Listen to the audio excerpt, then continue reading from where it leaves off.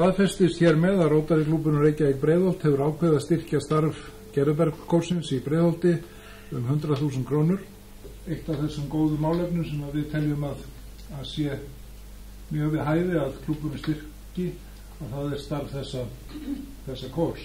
Þess vegna bara ítreka ég þakki mínar aftur til ykkar fyrir að standa í þessu, vera í þessu kórstarfi með góðum óskum gott áframhaldandi starf og kærum þökkum fyrir okkur. Innilega þakkir fyrir falleg orð og komuna og þetta.